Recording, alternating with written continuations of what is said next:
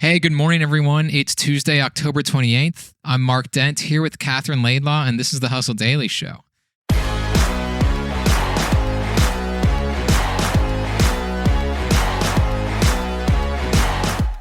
Well, gather around, young children, because it's the week of Halloween, and before Spirit Halloween, that epic retailer of costumes, there was something called Ben Cooper and another company called Collegeville.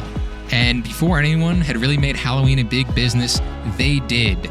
They came out with costumes that used the licensing and brought out popular superheroes and Disney characters into the Halloween mainstream. So we're going to be talking all about those companies and the other headlines in business and tech right after this.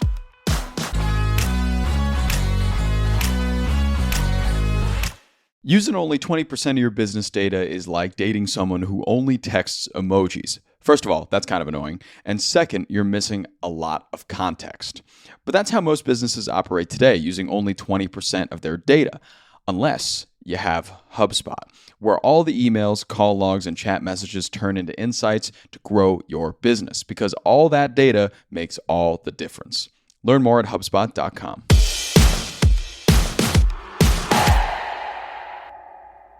We're also going to start off with a Halloween story, one about Airbnb. The company is planning to implement its so-called anti-party system during Halloween weekend. That system uses machine learning to redirect people who they think are looking to throw a party at someone's Airbnb. Last year, it supposedly blocked around 38,000 home listings in the U.S. related to these parties and such. Yeah, Katherine, wet blankets, or is this a necessity, you think? Total Halloween party buzzkills. How are they sort of zeroing in on people who are trying to book? Like, what makes one booking party obvious? Yeah, well, according to Airbnb, some of the things they look at are like proximity of the guest to the Airbnb where they want to book. So if you live like a couple miles away and you're booking like a whole house, that's apparently going to like register as somewhat of a red flag, because it's like, why would you be booking that, especially during Halloween weekend? And you know, they've also done this during New Year's. So it's like around these really kind of party heavy times, they have this kind of like proprietary system that helps them kind of look for people like this. Wild. Okay, so no staycations. If you want to throw a party, get the person coming from the furthest location to book. Rough time for someone who just wants a relaxed night a couple miles away, but oh well. Okay, onward into the stock market where the number just keeps going up. NASDAQ and S&P 500 hit all-time highs on Monday, boosted by the belief that the U.S. and China will soon agree to a trade deal. And in other stock market news, shares for Qualcomm bounced up 11% after it announced it would be selling new AI chips next year, mounting a challenge to Nvidia. In the world of finance, related in some ways, I suppose, President Donald Trump said on Monday he might announce a new chair for the Federal Reserve before the end of the year. Chair Jerome Powell's term ends next May. On Monday, there was also some news of Amazon layoffs, according to Reuters. The online retailer may be laying off as many as 30,000 corporate employees. That's just a small fraction of Amazon's overall workforce, but it's around 10% of its corporate workforce, so that's a pretty significant number.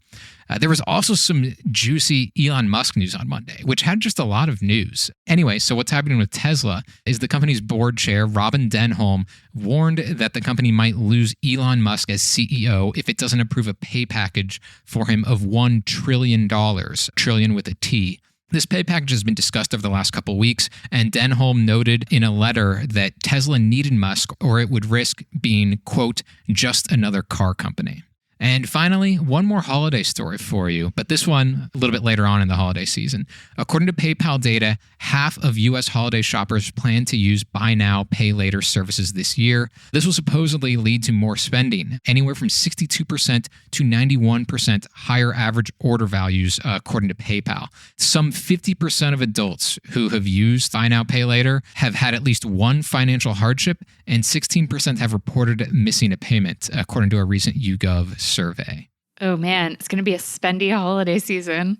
That's wild. I find the psychology of this so interesting. It's like you're deferring the payments, so that gives you this idea that you can spend more. Yeah, and those are some very serious numbers. I mean, 62% to 91% higher is not insignificant. And one of the things that I've always been really interested in about buy now, pay later is that you use these often with a credit card.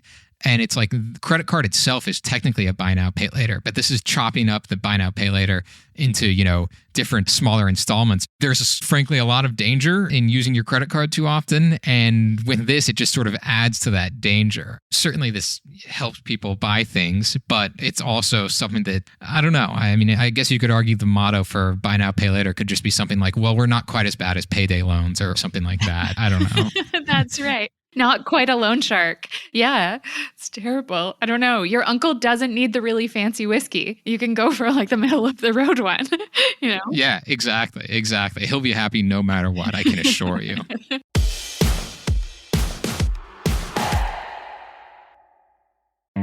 Hey, it's Anna Sale, host of Death, Sex, and Money, the show from Slate about the things we think about a lot and need to talk about more.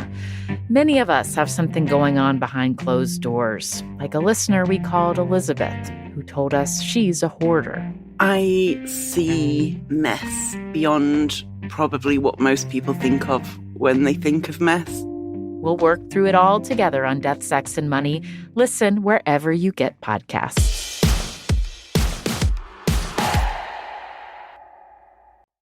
Well, let's transition from Christmas back to Halloween here for the main story. But first, though, a quick reminder that you should subscribe to our feed wherever you get your podcasts. Okay, like I said in the intro, our main story are about two of the kind of original costume makers who made Halloween a big business, and I did a story about them. So, Katherine, why don't you hop into the host's seat here for a second? Okay, so I love this story because it's one of those perfect hiding in plain sight, wait, how did that get started stories. And so maybe you can kick things off by telling us, where did this even come from? So Halloween, like itself, started to become a big deal in the U.S. in the late 19th and early 20th centuries. It was largely a lot of Irish immigrants at first who were celebrating it, and then it just kind of spread. But in those early days, Halloween was a lot more about mischief. Like there was a lot of crazy pranks, sometimes violent ones that occurred on and around Halloween. But like starting, maybe in like the 1920s to early 1930s, there was this company called Collegeville, founded by a guy named Samuel Cornish. Originally, they made flags. And Collegeville is just named after the town in Pennsylvania where it was located. But anyway, around the late 1920s, early 1930s or so, Cornish realized that with the same materials he was making flags with, he could make costumes.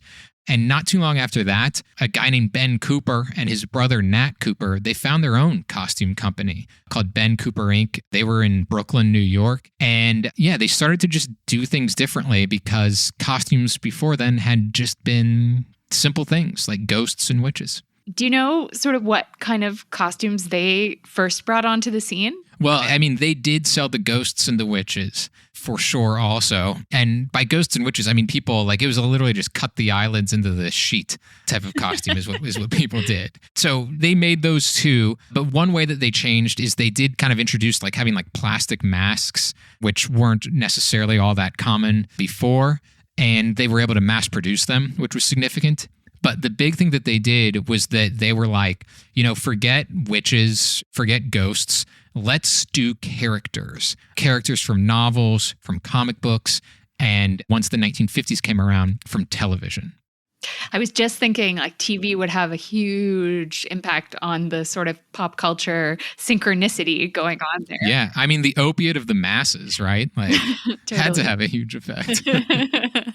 So is that sort of when it got cool to dress up like superheroes and television characters? Was around the 1950s? Yeah, pretty much. Because, everybody was getting a TV. And the two companies had started to get licenses a little bit before then. But that's when they really took off. And, I mean, Ben Cooper, the apocryphal story at least, is that they got the license for a lot of Disney characters directly from Walt Disney. You mean Walt Disney the guy, not Walt Disney the company. Okay. In any case, they did produce costumes of like Minnie and Mickey Mouse, and Snow White. And in the late 1930s, Snow White was an absolute sensation. And, you were mentioning superheroes. They got like Superman, for instance. They had Spider-Man. They had a lot of those really iconic superheroes. And to the extent that they actually successfully filed for a trademark for the phrase superheroes. Oh, wow. And I suspect that trademark was only for like costume and apparel type of stuff. But either way, it showed like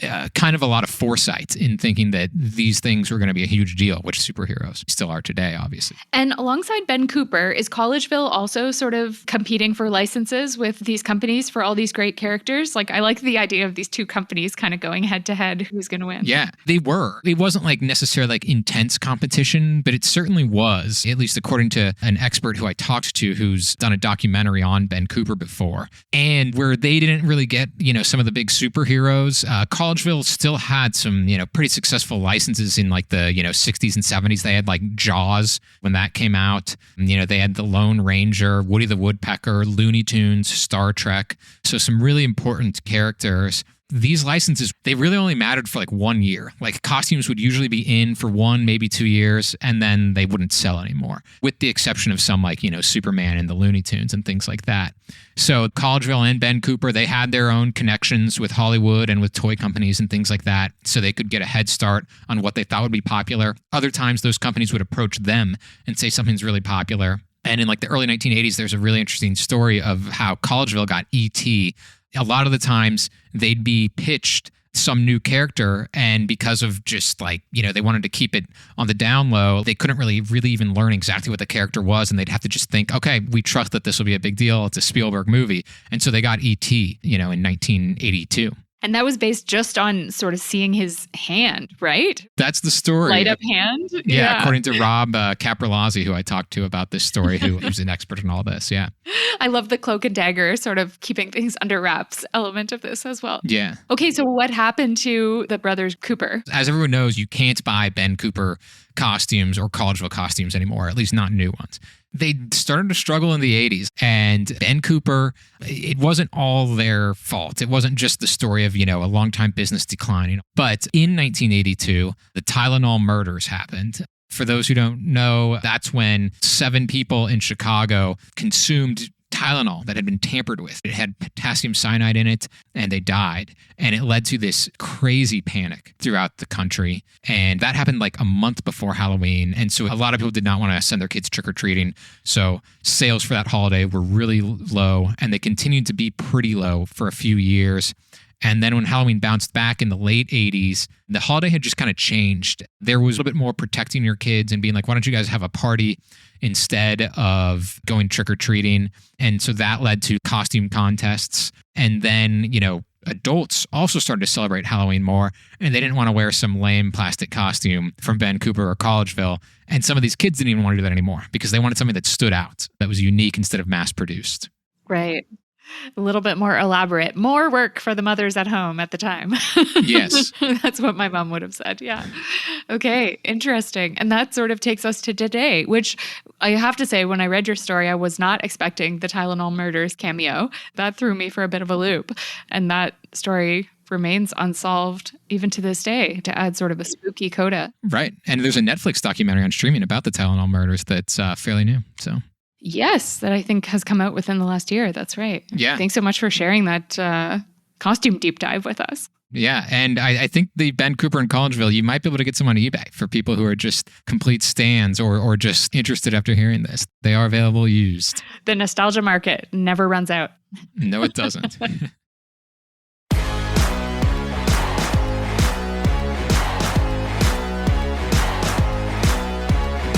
All right, awesome. Well, thank you everyone for tuning into the Hustle Daily Show.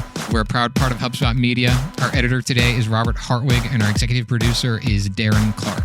We have a lot more tech and business coverage in the newsletter, so if you're not subscribed, go get signed up at thehustle.co/email. And you can follow us as well on Instagram at The Hustle Daily. We will see you tomorrow.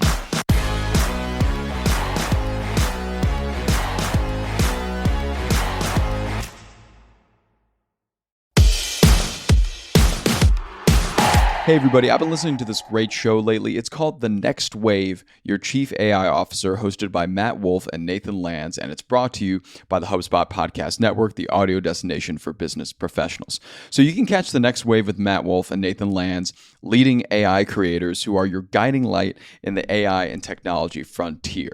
AI technology is transforming super fast, and it's changing every day, and the way we do business and the media landscape is all fragmented, but The Next Wave strives to be the leading podcast on AI technology and how you can actually apply it into growing your business. You can check them out wherever you get your podcasts.